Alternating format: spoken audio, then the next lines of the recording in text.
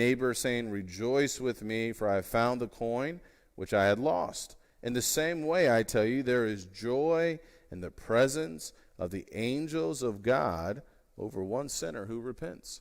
So there's something taking place. There's joy in heaven when one individual repents, and angels seem to be a part of that as well.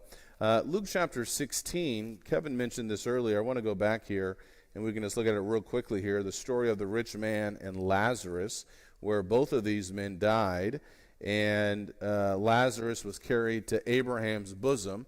I want you to notice in verse number 22, after he died, the Bible says, now the poor man died and was carried away by the angels to Abraham's bosom. And the rich man also died and was buried.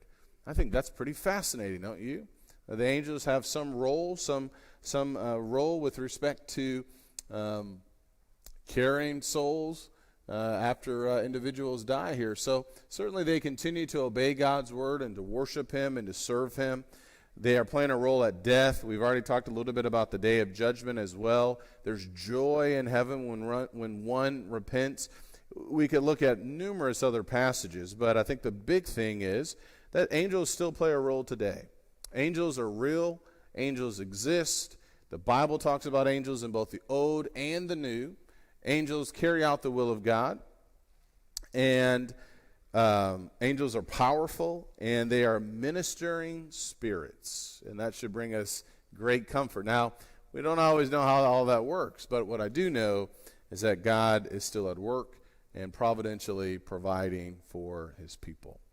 All right, so let's look at a couple of more questions here, maybe just one more question here.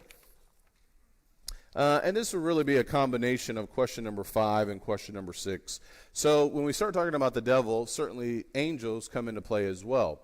If you look over in Matthew chapter 25, and we've looked at this passage here a few times, in Matthew chapter 25 and verse number 41 through 46, and in particular verse number 41, the Bible says here in Matthew 25 and verse number 41, then he will also say to those on his left, depart from me, accursed ones, into the eternal fire, which has been prepared for the devil and, notice what he says, his angels.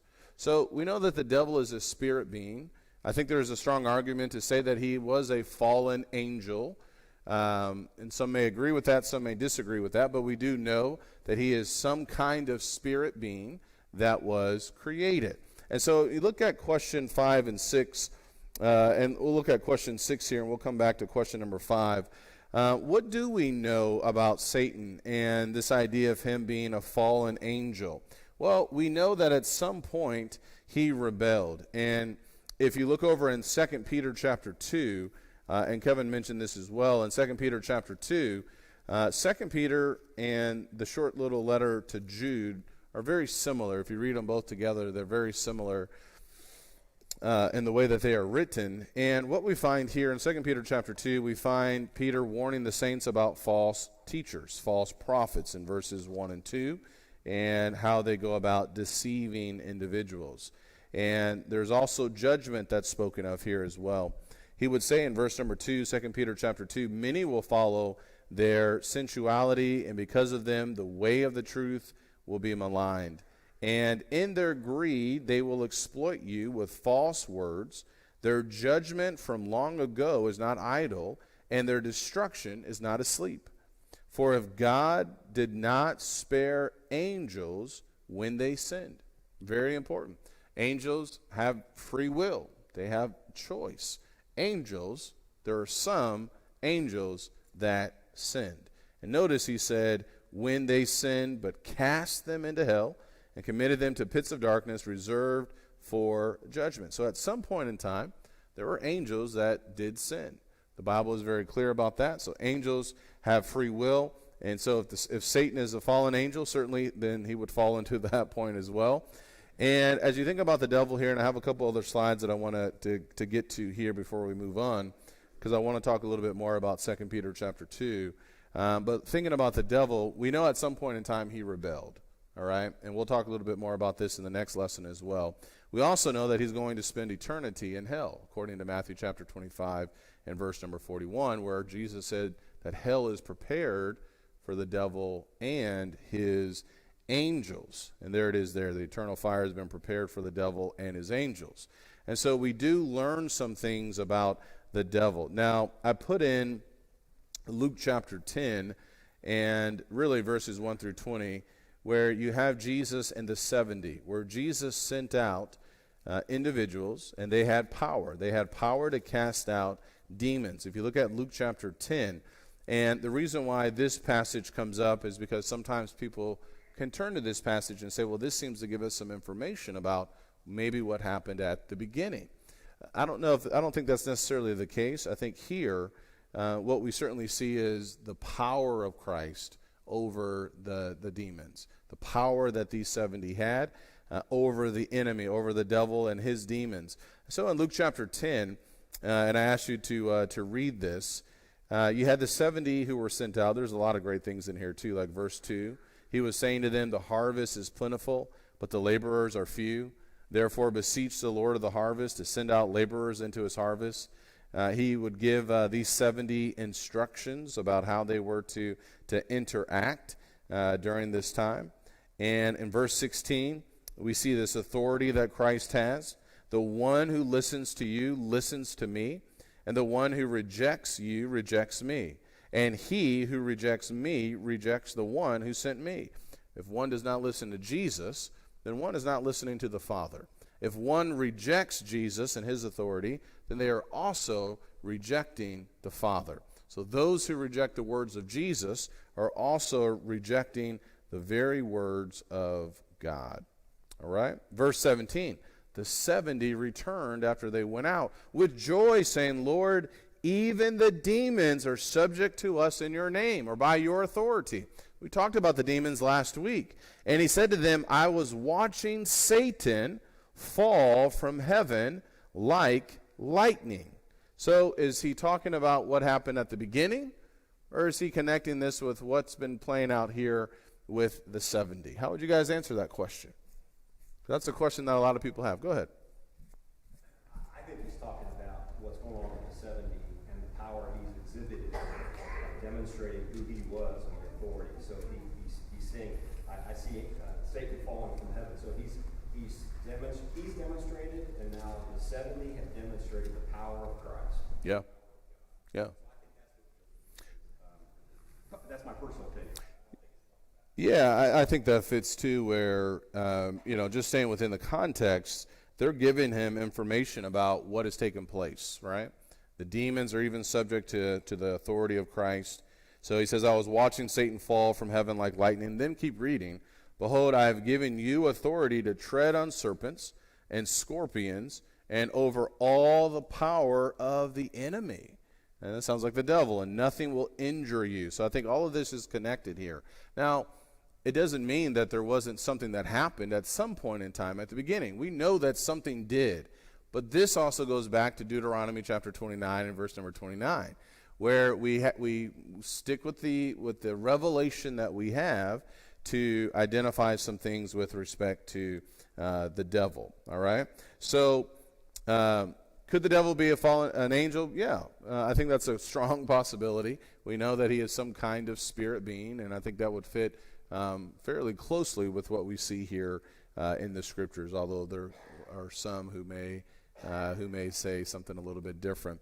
There's another slide that I had here. Go back to 2 Peter chapter 2.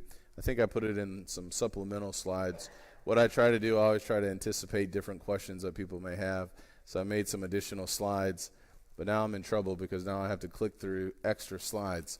So we'll see if we can just get by doing this. When you go back to 2 Peter chapter 2, I find this interesting here as well. And Richard, you made a comment last week about demons and what were the demons, right? Were they those angels that had sinned or left their abode? And we had some great conversation about that. If you go back to 2 Peter 2, for if God did not spare angels when they sinned, so angels have a choice. Here's the other thing. Do angels have a means of salvation like we do? No. There's nothing in the scriptures revealed that angels have a means of salvation like we do.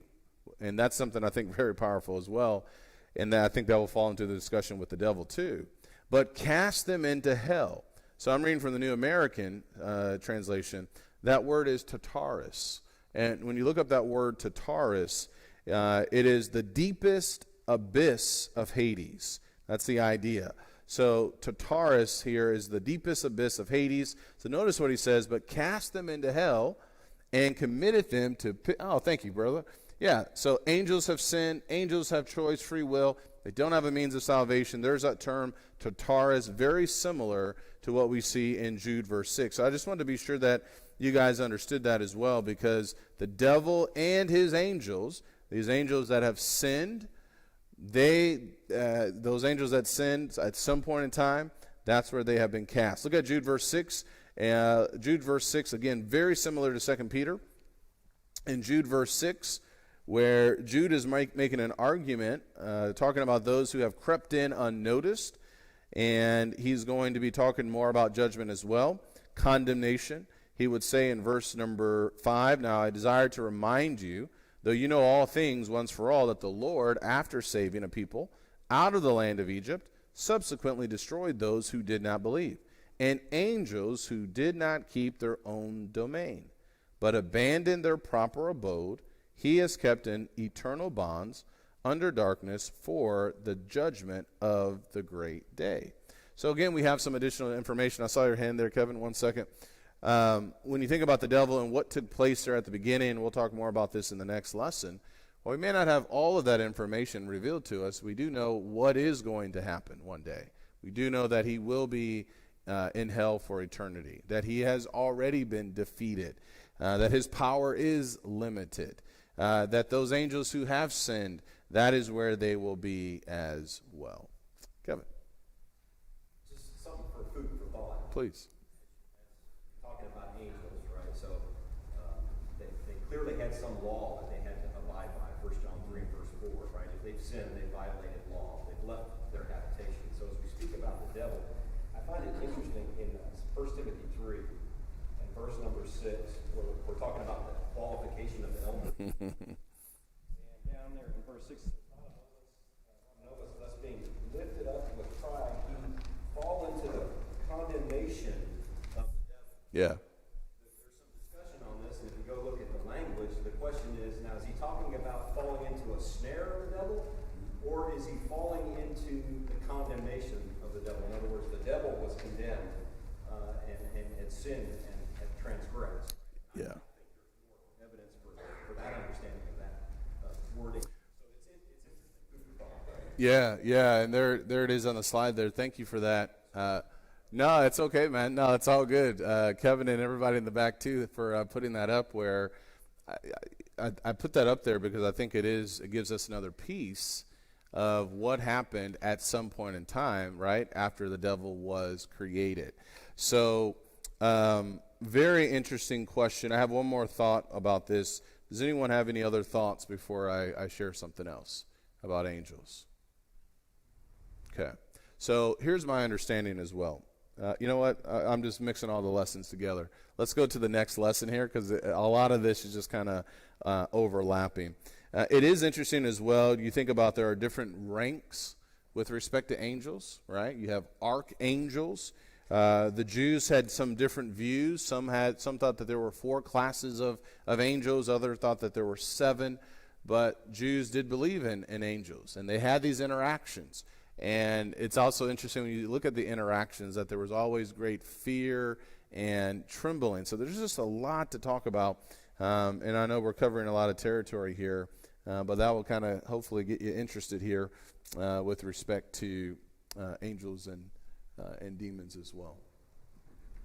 Okay, so let's go back to question number 1 if you can. I don't think the clicker is working. Yeah, we'll go back to question number 1. Look at lesson number 6 here. So let's talk for a few minutes, 15 minutes, 16 minutes. No, go backwards. You can go back to tough questions about the devil. Let's talk a little bit. When was the devil created? All right. So that's a question that a lot of people want to know. So let's look at a couple of passages here. Let me see if this clicker, there it is. So if you look at Exodus chapter 20, and obviously Genesis chapter 1, but you can turn over to Exodus chapter 20. In Exodus chapter 20 here, when God was speaking, In verse number 11, Exodus chapter 20, the Bible says, "For in 6 days the Lord made the heavens and the earth, the sea and all that is in them, and rested on the seventh day. Therefore the Lord blessed the Sabbath day and made it holy." Now we've already looked at Colossians chapter 1, so we know that the devil is a created being. We know in Genesis chapter 1 that everything was created in 6 literal 24-hour days. We also know this, and this is important as well. In the beginning, when God created everything, everything was good. Everything was very good. I think that's a big deal because I believe everything God created was good. That's what the text says. All right, so that's an important point to think about as well. There is an argument, and there's another thought that is out there, and the thought is, well, could the devil and the angels have been existing prior to the creation account? The only verse that I think could give any strength to that, and some may have some other views about that, could possibly be like Job chapter 38 in verse number 7. What I have taught and what I believe is that the devil, the angels, that they were a part of that creation at the beginning during that time in the 6 days. So this is when God was speaking to Job in Job chapter 38, where the Lord answered Job, and he said in verse 2, "Who is this that darkens counsel by words without knowledge? Now gird up your loins like a man, and I will ask you, and you instruct me. Where were you when I laid the foundation of the earth?" So he's talking about the foundation, and obviously helping Job to understand he has no clue with what he's asking. "Tell me if you have understanding. Who set its measurements, since you know? Who stretched the line on it? On what were its bases sunk? Or who laid its cornerstone? When the morning stars sang together, and all the sons of God shouted for joy." So the sons of God here would not be man. This is at the beginning when the foundation was created, when everything was created at the beginning. And if you go back to Job chapter 1, you do see sons of God presenting themselves before the Lord in Job chapter 1 and verse number 6.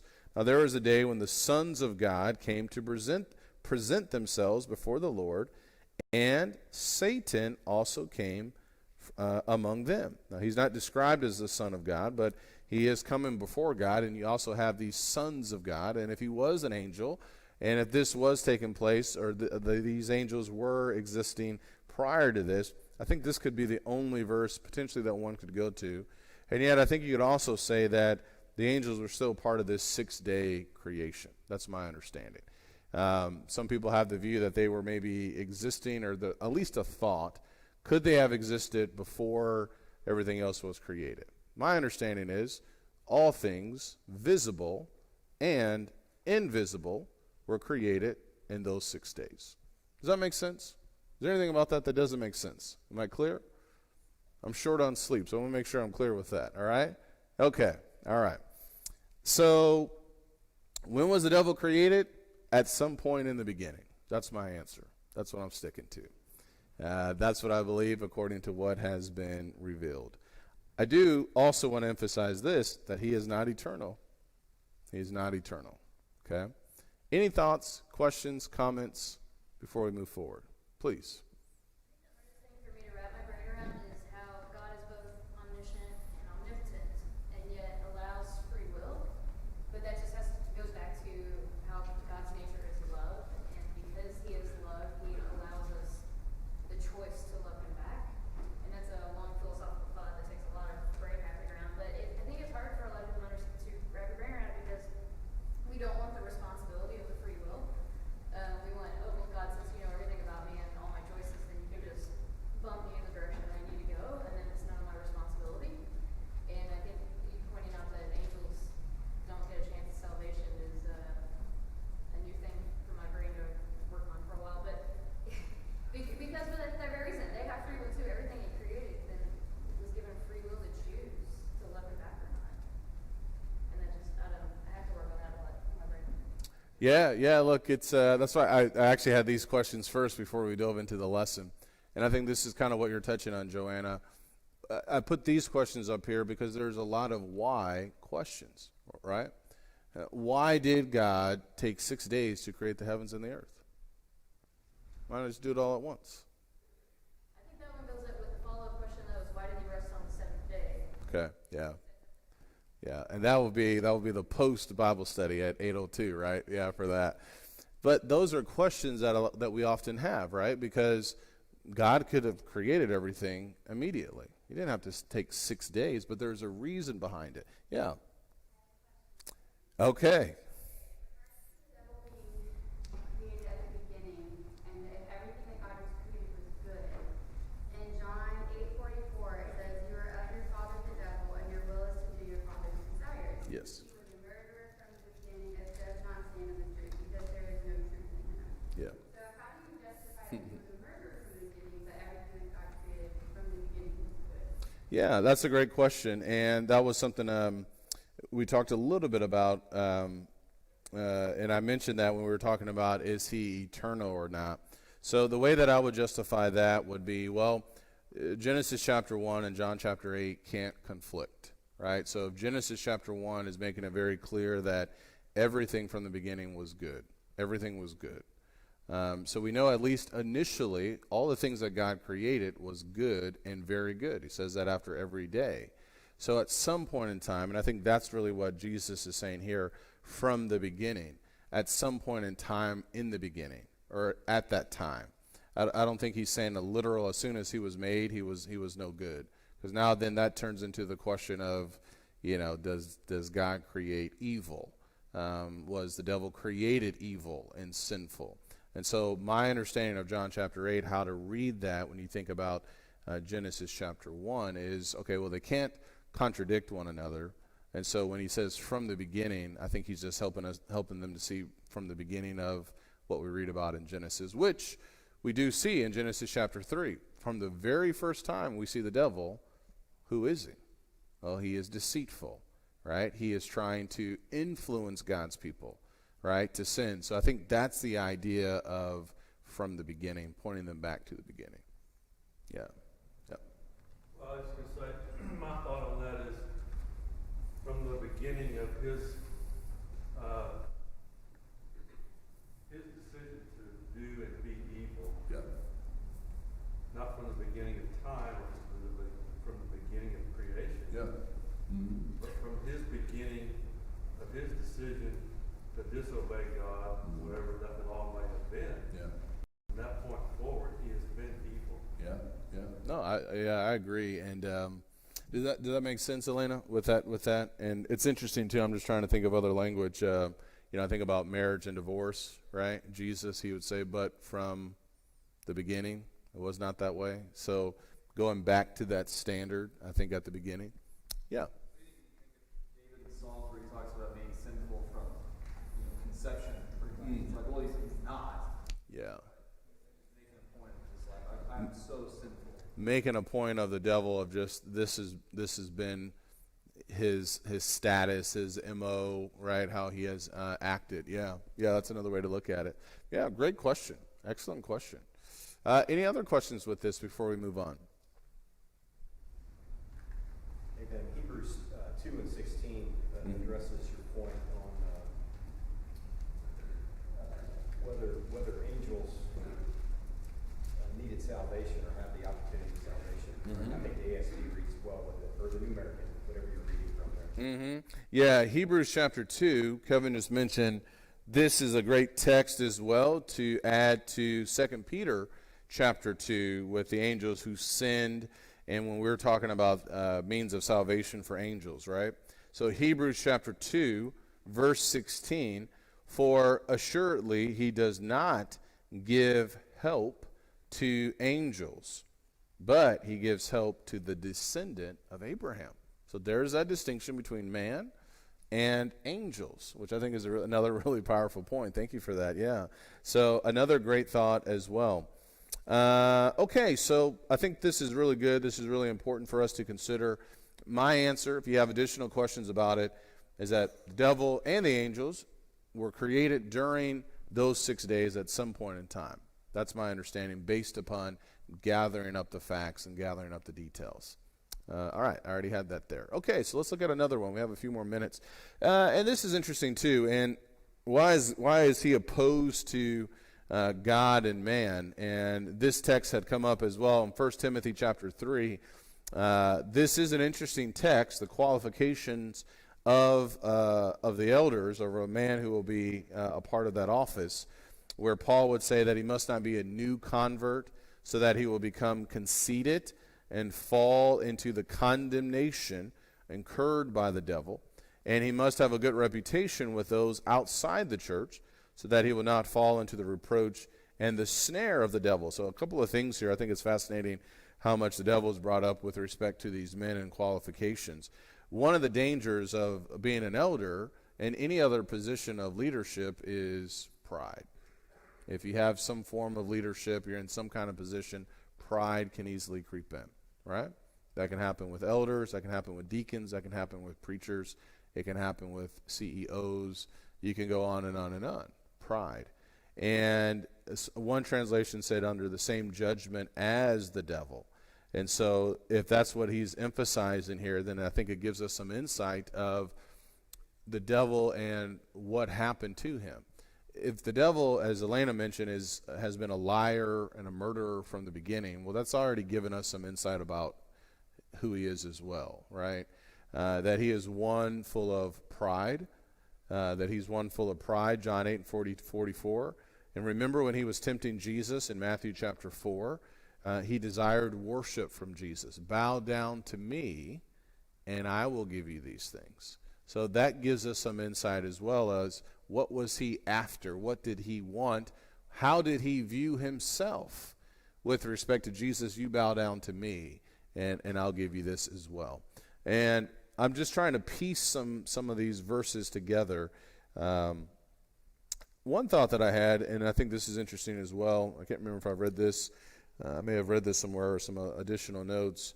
But, you think about Romans 3 and verse 23. For all have sinned and come short of the glory of God, right? So if the devil can get man to sin, it's like an attack on God receiving glory. And if you think about how he interacted at the beginning with Adam and Eve, why is he asking them? Why is he trying to get them to not listen to the instructions, of God?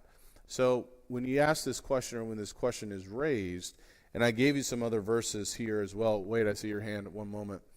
In 2 Corinthians chapter 2, we know that the devil is after man. He has his own schemes.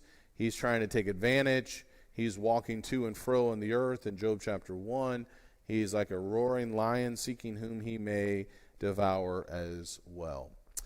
Wade, real quickly here. We've got a couple more minutes. There does seem to be something in his nature that he's unhappy with God's creation, being man. Yeah. That's right. Interaction with God, he accuses Job. Yes. Against Job. So let's build off of that real quickly here. Right. Accuser of our brethren. Yeah. Yeah. So I think there's something to build off of that as well. Being this accuser, he knows where he is headed as well, right? Hell is prepared for the devil and his angels. And I think that also goes back to this idea of why he would attack. He knows his destination, right? He knows that this is how it all is going to end for him. And he has, put himself in that position for that to happen. So that would also make sense as to why he wants to be this accuser. Who else can he bring along with himself and with his angels? Let's look at one more question here. If we go over a couple more minutes, then that's cool. If you guys are all right with that. I know the bell's going to ring here in a minute. And somebody may be thinking, once the bell rings, I'm taking off. But we'll see if we can get done in a couple more minutes, all right? Question 4, we've already touched on in some of the other classes. One big question I think people have is, why has God allowed Satan to continue to exist? So let me just give you my thoughts here, and then we'll wrap it up. Number one, people can go on a lot of rabbit trails with this. We can go all over the place with this. We can talk about this for hours. This is where Deuteronomy 29 becomes important. We stick with what we know. So we know that the devil exists. We know that God has the power to defeat him. And we also know that he has allowed him to remain, I think we all would agree with that, right? We all would agree with that, all right? We also know that he will spend eternity in hell. One thought, and someone has mentioned this, if you look at the text with Pharaoh in Exodus chapter 9, and what God said to Pharaoh, "For if by now I have put forth my hand and struck you and your people with pestilence, you would then have been cut off from the earth. But indeed for this reason, I have allowed you to remain in order to show you my power and in order to proclaim my name through all the earth." And I think that's a strong point, or at least thought. We may not know definitively, but a strong thought of just as Pharaoh was allowed to remain, God would use him to receive glory and honor and power. And I think we could say the same thing with what is happening with Satan as well. And so all of these thoughts, I think, will help us as we consider what's taken place. I can anticipate some thoughts you may be having, at least I think, after talking to someone last week. So we'll pick this up next week, Lord willing. We'll spend 5 or 10 minutes talking about this, and then we'll look at lesson number 7 with witchcraft and sorcery and divination. Thank you very much. If you have questions, please let me know. Only 1 minute over.